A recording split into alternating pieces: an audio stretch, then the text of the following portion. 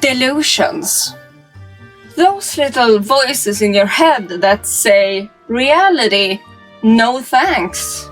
Today we're gonna delve into 3 historical delusions who are tragic and bizarre. One of Erotomania, a woman who thought that a royal heart beat only for her. There's also one about a glass king ready to shatter at any minute, and also the paranoia of Madame M and her several imposters.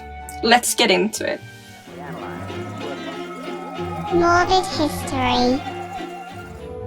1. Lea-Anna B and Erotomania, a royal affair. So let's start with a delusion that could inspire an entire season of some kind of historical romantic drama. Meet Lea-Anna B, a 48-year-old Parisian woman whose life was the stuff of extreme royal intrigue, even though it all happened inside of her mind. It was in Paris when she had been causing quite a commotion on the metro station. The trains and the people everywhere there were getting a bit iffy about her behavior. So she was taken into custody, yes, in the year 1920. Whilst in custody, she boldly declared that the King of England at the time was most ardently, truly, madly, deeply in love with her. Lea-Anna suffered from erotomania, and that is a condition that thrives still today. Just look at all those weird stalkers that jump the fences of famous people's homes because they believe that they're in love with them. That is erotomania. Lea-Anna was deep into it, and she believed that the king was very much in love with her. Usually this condition presents itself by obsession over someone more powerful or famous than themselves. So the King of England here was a very usual choice for someone of her caliber. So in Lea-Anna B's case, as we said, she was convinced that the current King of England, Charles V, was very in love with her. And she thought that it had begun in 1918, when the king had been sending out secret agents dressed as sailors or tourists, trying to give her some secret messages. And suddenly every wink, a smile, or tip of a hat made sense, but she didn't recognize it before it was too late. And her mind's only logical step from that was that the king now was feeling humiliated and rejected, very deeply hurt from her not seeing these signs that he was so great at making. Either way, now she was on a mission to assure the king that their love was indeed mutual. She loved him back. Never mind that they had never ever met. She hadn't even seen a glimpse of him, and he assuredly had never seen a glimpse of her either. But those details were irrelevant here. Who the heck cares when true love is on the line?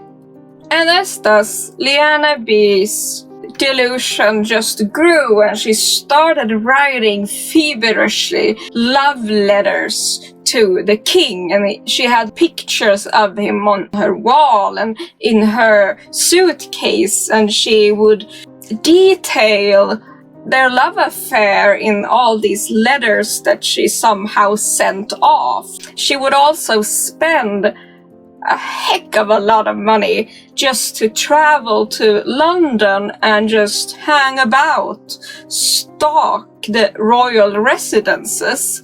And she saw at some point the curtains moving back and forward in the windows, and she took that also as some kind of Morse code. Who knows, maybe the king was back there like, hello, no, hello, no. But that's not all, of course. When all of these letters and visitations to England didn't do much for her, she started assuming that the king was hateful now. He was spurned, and he had turned sour against her in all of this. And as such, he somehow managed to make her lose her luggage, which was filled with money and paintings of the king. He made her somehow lose her mind in such a way that she couldn't find the hotel that she had booked, and impoverished her to the point that she had to sell all her furniture. It wasn't until she then tried to embark upon the British embassy demanding to get an audience with the king when they saw that this is not good. Her obsession had really crossed the line into some kind of dangerous territory. So she was eventually committed to an asylum, as most weird women during these days did. She spent her remaining days there, weaving elaborate fantasies of her still lingering feelings for her royal lover. She solemnly stated as thus: "The king might hate me, but he can never forget. I could never be indifferent to him, nor he to me. It is in vain he hurts me." Erotomania is often linked to such disorders as schizophrenia and bipolar disorder today, and its sufferers do experience delusions that are deeply isolating, since they hone in on that one person and only them. Lea-Anna's story is very tragic, speaks to the human desire for connection, even if that connection existed only in her mind.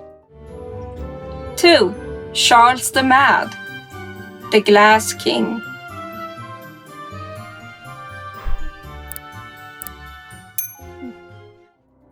Now, let's journey to 14th century France, where a king was not just burdened by the regular old wars that were going on and, the usual famine and political upheaval. He was also burdened by his own dang mind. Charles would be known as Charles the Mad, but that wasn't always the case. As a little younging, he was also known as Charles the Beloved. But by his mid-20s, the pressures of ruling a war-torn France got to him, and the mysterious workings of his brain led him down a slippery slope of paranoia and extreme delusions. And one of those most well talked about delusions was, of course, the idea that he himself was entirely made out of glass. And not metaphorically, he wasn't comparing himself to some fragile diplomacy or transparency of the government. No, he believed his entire physical body was fragile glass the smallest touch would shatter him into a million pieces. Pope Pius II actually wrote as thus about him. The king claims to be made of glass, clad himself in iron splinters, feared breaking when falling, and also noted that he wrapped himself in heavy blankets, because that's a good thing to do if you don't want to bump into things and get a little crack. Yay. And as the Pope said, he actually reinforced his clothing with iron rods that he would sew into them so that he would be sturdier, I guess. He needed to protect his glassy self, of course. And don't you dare question him. Of course, this glass delusion wasn't the only thing wrong with him. He also had bouts of paranoia, violence, and, well, schizophrenia. Episodes of just wild, incoherent ramblings, and there's a famous tale how he was running through a forest chasing his own knights, convinced that they were plotting against him. Spoiler alert, they were not.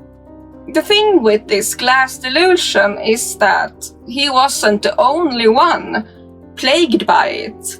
During the 16 and 1700s, a lot of noble aristocrats actually believed that themselves or parts of their bodies were made out of glass. And that was because glass was an expensive new commodity and it almost seemed like magic to them. Some sort of alchemy, you needed to mix that with that and you got glass. You could see yourself and you could see through it in new ways, and this magic new material was hard to understand and get a grip of, and that messed up many people's brains.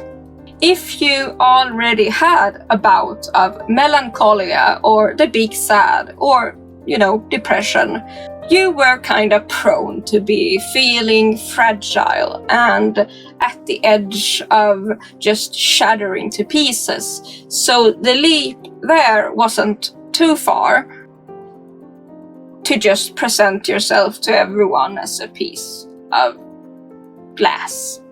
Some other notable stories of this delusion was that of a man, unnamed man, who firmly proclaimed that he was indeed a whole glass vase.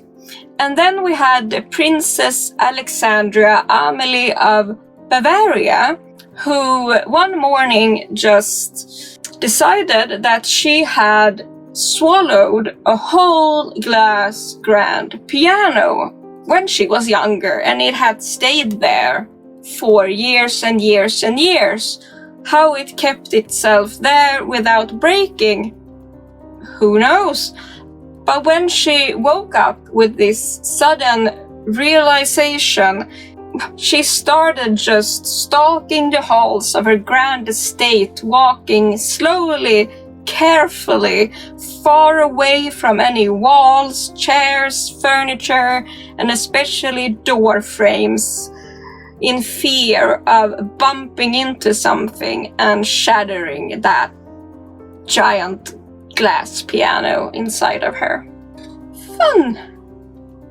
So, though the glass delusion vanished as fast as it suddenly popped up, modern psychiatrists have linked it to psychotic disorders like anxiety, nihilism, depression, and even body dysmorphic disorders.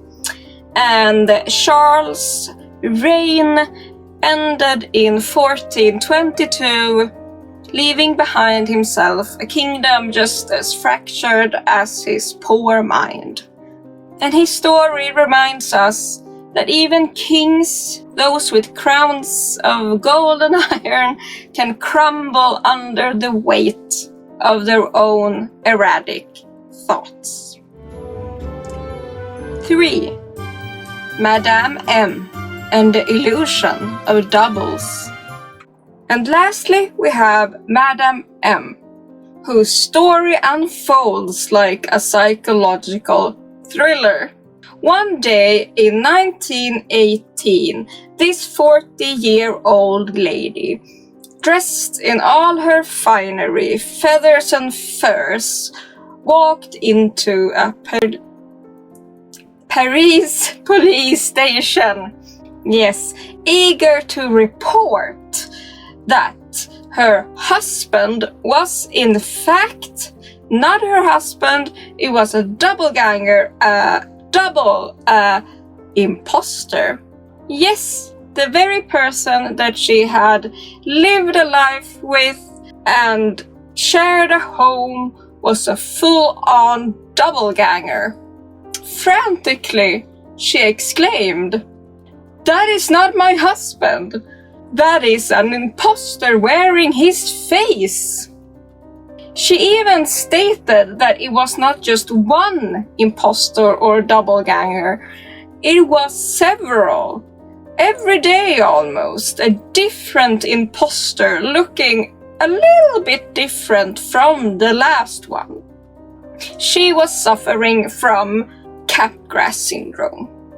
And this rare delusion made her believe that not only her husband, but her daughter too, and her entire wider social circle was just being displaced with different imposters and doppelgangers, all willy-nilly. For you and I might sound like a plot from Black Mirror, but this was Madame M's everyday life. So, how does this even happen?